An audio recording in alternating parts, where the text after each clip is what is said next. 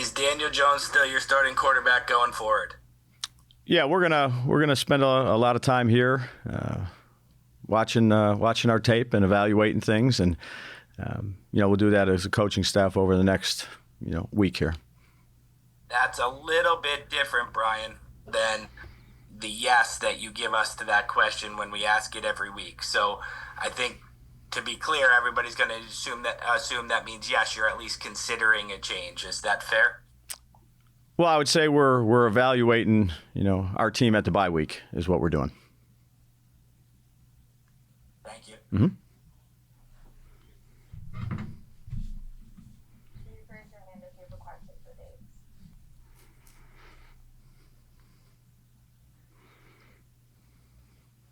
I'll keep going since I know a lot of people are on the flight. How is Tyrone Tracy? You had a long flight back with him, Dabes. How did Tyrone Tracy handle it? Because obviously he was very emotional on the sideline. Yeah, this is a young player for us that really gives everything he has and cares a lot about his team and about his role on his team. And he's done a nice job for us. And it was unfortunate there at the end with the fumble, but he's a young man that'll bounce back. He's got the right attitude, been a productive player, I would say, in recent weeks for us. And I got a lot of confidence in him. Thank you. You're welcome.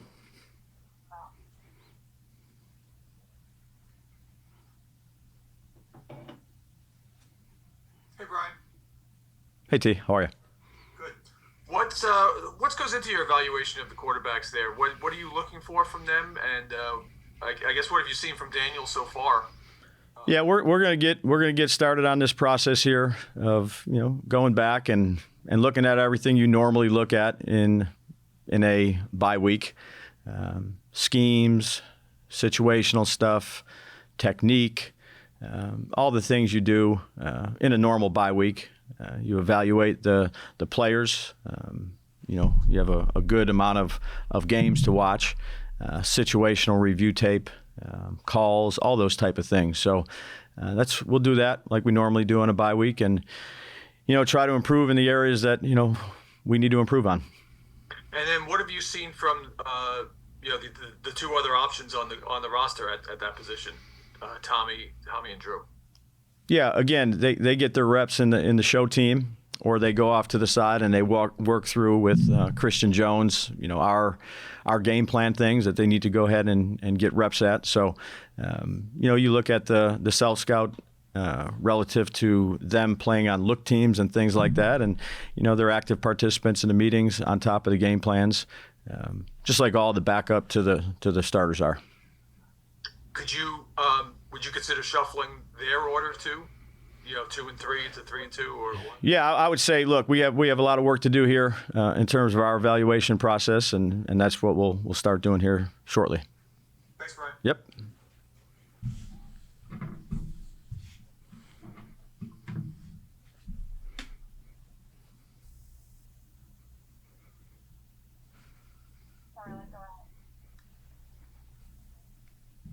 Hey, James. How's it going? Charlotte, afternoon. This is more I didn't get a chance to ask you after. That's okay. Why did you decide to make the change to Evan Neal at right tackle? He's been doing a good job in practice, and again, just trying to get the best 5 out there. A lot of respect for Jermaine Illuminor having to go over there to the left side. He's been doing a really good job for us on the right side, but Evan has increasingly gotten better throughout practice, and wanted to give him an opportunity based off of his practice performance and what he's done in practice to see how those 5 players would go together. Ran the ball well, got movement at the line of scrimmage. It was good to see him out there. He had some really nice plays, and then some things we got to clean up on like everybody does. Is your evaluation, I guess, sticking with him going forward then at the position? Yeah, again, we'll go through all that this week. But I thought he did some good things for us. Got a lot of movement in the running game. Did a nice job sealing off that backside on Tracy's long touchdown run there, and did some good things for us. Got to continue to improve with him. But it was good to see him back out there. Performing at a pretty high level for us. Certainly things he can clean up on. But for his first time back after a long layout, did some good things.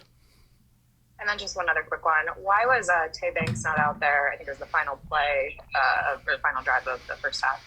Yeah, I'd say there's a rotation based on situations with some of the players that we have in the defensive backfield. Different situations come up. There's different packages, and that's all it was.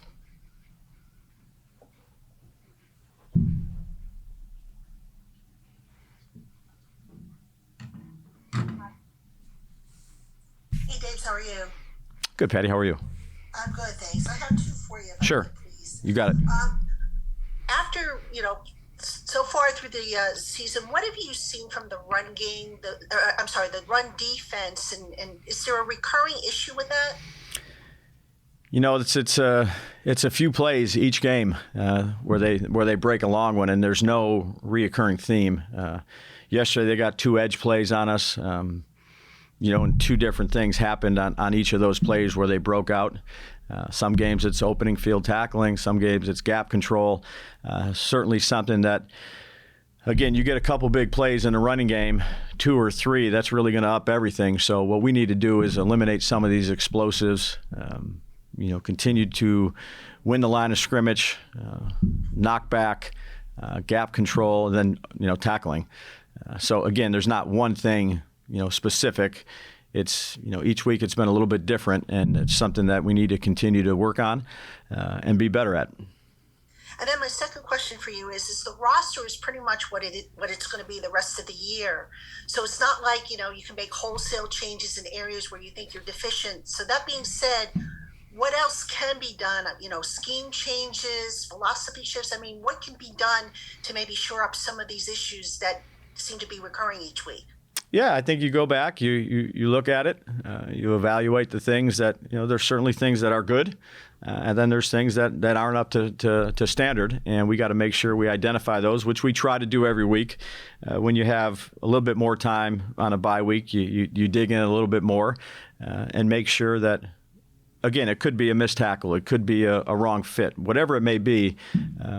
Again, our coaches do a good job of bringing that to the attention of the guys. They're going to try to improve it, and that's the mindset we'll have. Thank you, Dave. You're welcome. Greg Johnson.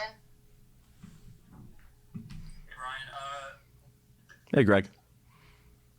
Just wondering, what has Chris Manhertz meant to your team this season? And also, just what kind of respect do you have for a guy who's been in the league for 10 years now, just really grinding for teams, doing a lot of dirty work, never really in the spotlight, catching a lot of balls, but it seems like he's just done a lot for teams. Yeah, I appreciate that question. Total pro.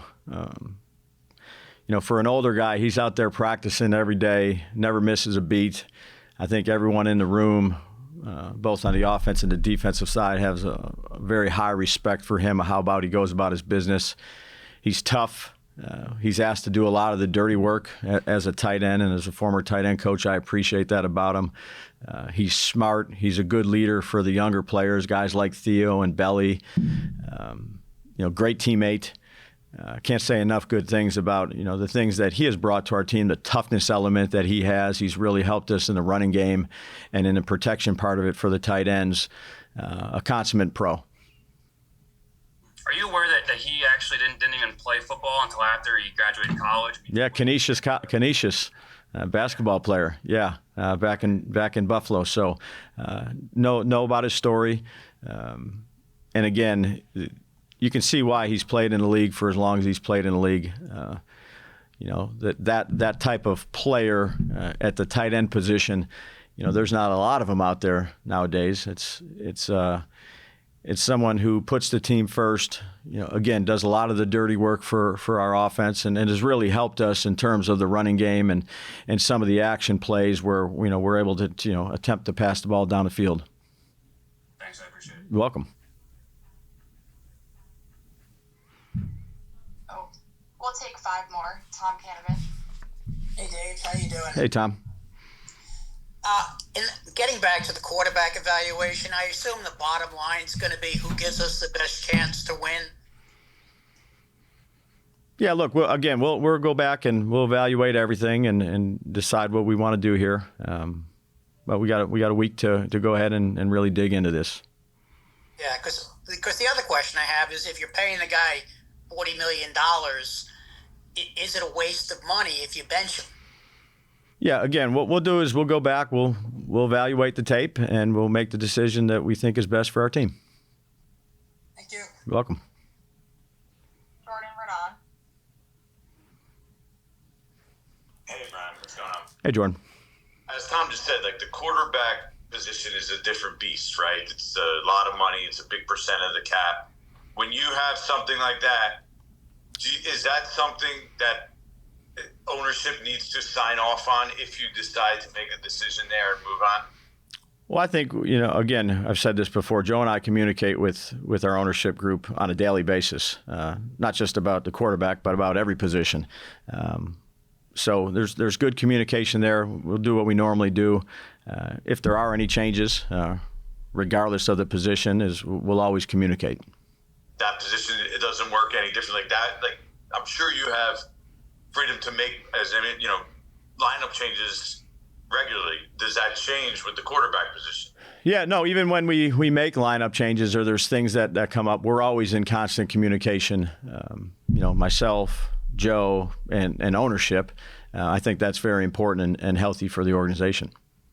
And when you say you're going to evaluate things, I'm not just talking about the quarterback position now. And you come back, how much do you feel that you need to make drastic? No, I understand. I understand your question. But significant changes, like you can't just make little tweaks here or there coming out, that you need to change something substantially, just so, maybe even for morale purposes for the guys to say, okay, yeah, we're trying. Yeah, I completely understand the question. Yeah. Again, you go back, you evaluate a lot of different things. I was just meeting with Aaron Wellman here about, these upcoming days here and leading into the next, half of the season, if you will. Meet with Ronnie Barnes, meet with Frank.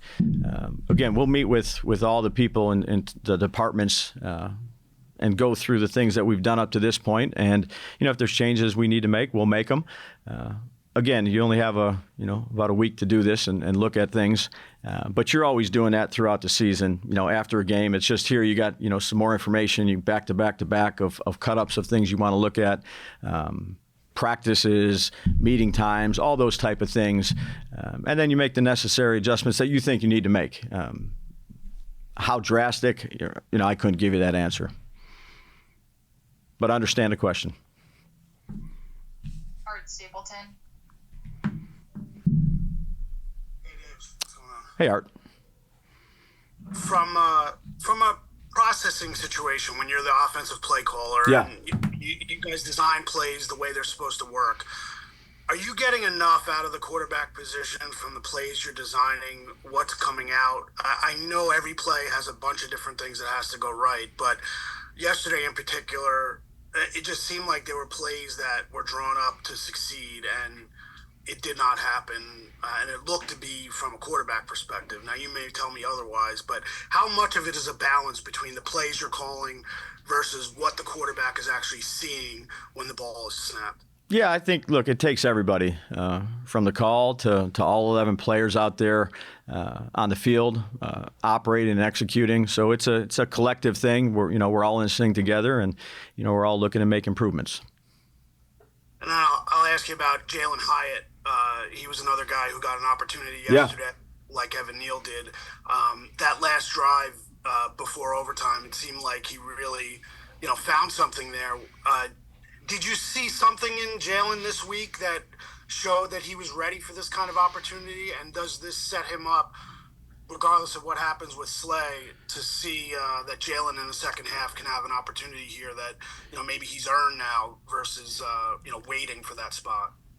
Yeah, again, Jalen's been a pro since he's been here. And he's, again, I've said behind Malik and behind Darius, who's, I think both of those guys have done a nice job since they've been in the games and been productive for us.